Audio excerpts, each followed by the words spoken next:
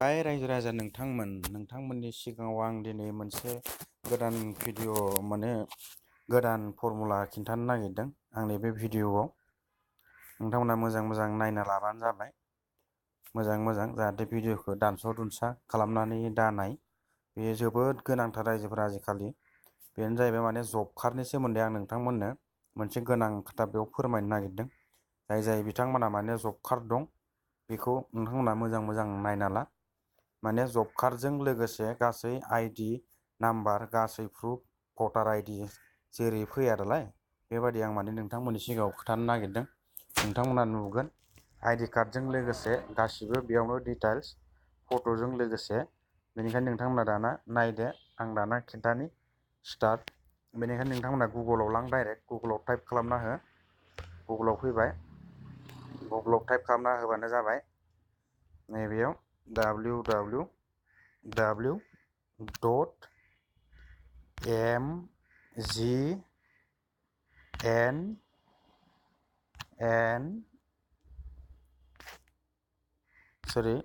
mgn रेगा रायजोफोर थिग बेबायदि टाइप खालाम। रेगा होनानै ओमफ्राय डट हो, ओमफ्राय नैबेखौ होबानो जाबाय निक डट इन रायजोफोर। दाना अके सार्च खालामदो। सार्च खालामबाय थिग बेबायदिनो रायजोफोर सार्च खालामनाय लोगो लोगो नै थिग बेबायदि फैबाय। रायजोफोरनि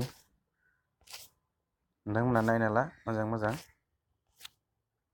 दाना बेखौ अबाव थुनांगौ जोङो नैबेयाव रायजोफोरनि mgn रेगा नै www.mgn रेगा फैबायना नैबेयाव नोंथांमोना अके खालामना हो। नैबेयाव अके,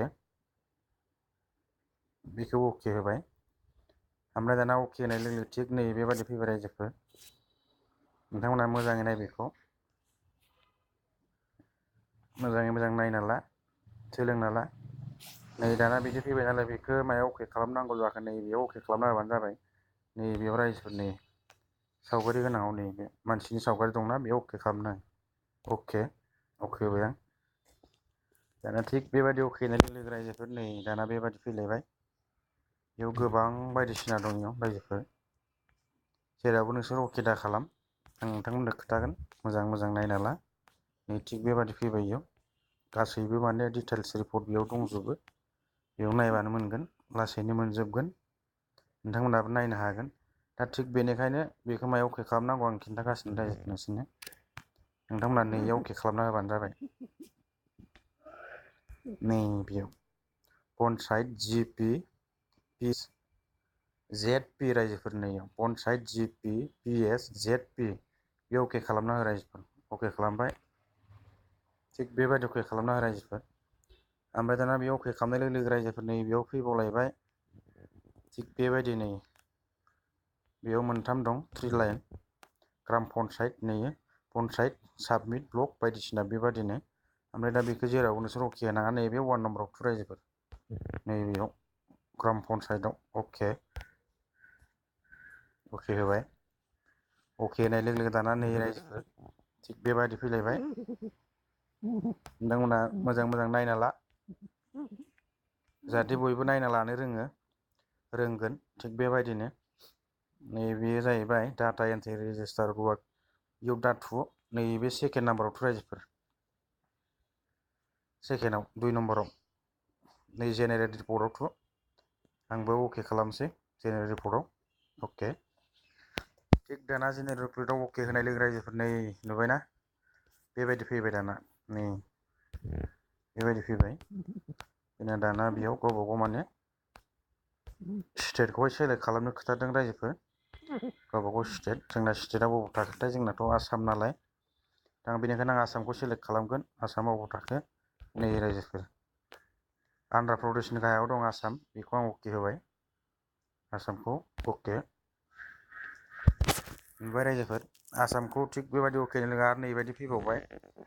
नै रायजोफोर थिग बेबादि नोंथांमोना मोजां नायना ला। नै बेबादि रायजोफोरनि दाना बेयाव आं आसामखौ होबाय नालाय। नै दा फाइनान्सियेल इयार जेनेबा मा सननिखौ नायनो नोंथांमोना, बबे मायथाइनिखौ बेनिखायनो बेयाव सेलेक्ट खालाम खिन्थादों। सेलेक्टआव अके होबाय आं। नुबाय रायजोफोर नैबेबादि नोंथांमोना जेनेबा बबे इयारखौहाय सेलेक्ट खालामनो बेखौ माने सेलेक्ट खालामना नायनो हायो, नायबानो जाबाय। दा बेनिखायनो आं नैखौ 2017 टु 2018 बेखौ आं अके खालामनि रायजोफोर। अके होबाय। बेखौ अके होनाय लोगो लोगो आरोबाव नैयाव फैदों डिस्ट्रिक्ट सेलेक्ट खालामनो खिन्थादों रायजोफोर। गावबागाव डिस्ट्रिक्ट माने अके।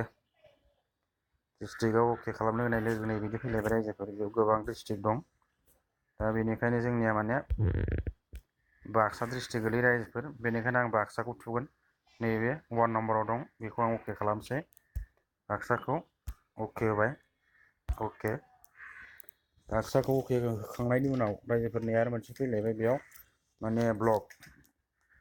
गावबागाव माने डिस्ट्रिक्टआव मोनसे मोनसे ब्लक थायो, बे ब्लकखौ सेलेक्ट खालामनो थिनदों। बेनिखायनो आं ब्लकखौ सेलेक्ट खालामनि। अके। दा नैबेयाव फैलायबाय ब्लकखौ सेलेक्ट खालामनानै बेयाव गोबां ब्लक दं। दा जोंनिया रायजोफोर जाला ब्लक गोलैयो। दा बेनिखायनो आं नैबे जाला ब्लकखौ थुनोसै। नैबे जालाखौहाय जाला बिटिसि। अके। बेखौ अके होबाय। थिग बेबायदि रायजोफोर मोजां मोजां नायना ला। बेखौ अके होखांनायाव आरोबाव नै फैबावदों ग्राम पन्सायतनि जेनेबा पन्सायत। मोनसे मोनसे गावबागाव ब्लकआव ग्राम पन्सायत थायो। बेखौ माने सेलेक्ट खालामनो थिनदों। बेखौ आं अके होबाय। नैबेयाव अके। अके होनाय लोगो लोगो बेयावबो दं रायजोफोर गोबां ग्राम पन्सायतनि। दा जोंना माबे गोलैथाय बेयावनो थानांगौ, नागिरनि आंबो नायनि। मोनबाय रायजोफोर। नैबेनो जोंना रुपहि होनो रायजोफोर जोंना। ग्राम पन्सायतआ रुपहि गोलैयो। बेनिखायनो आं रुपहिखौ अके खालामबाय। अके होबाय। अके होनाय लोगो लोगो थिग बेबायदि फैबाय रायजोफोरनि। ओमफ्राय दाना मायाव अके खालामनांगौ नैबे नुबायना रायजोफोर गाहायाव। नैबेखौ नाय रायजोफोरनि प्रसिड होननाय दं बेयाव अके खालामनाङो। प्रसिडआव अके होबाय रायजोफोर। प्रसिडआव अके होखांनाय लोगो लोगो दाना नै रायजोफोर बेयाव नायदो नोंथांमोना। गासै माने डिटेल्सआ बेयाव दंजोबो।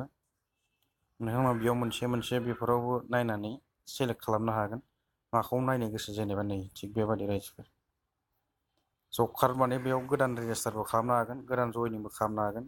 खामानि थाखाय बायदिसिना गासै खामानि ग्राम पन्सायतनि ब्लकनि खामानि गोग्लैसोना थानायफोरखौ माने बेयाव नायना नोंथांमोना रोखा रोखा चेक खालामनो हागोन।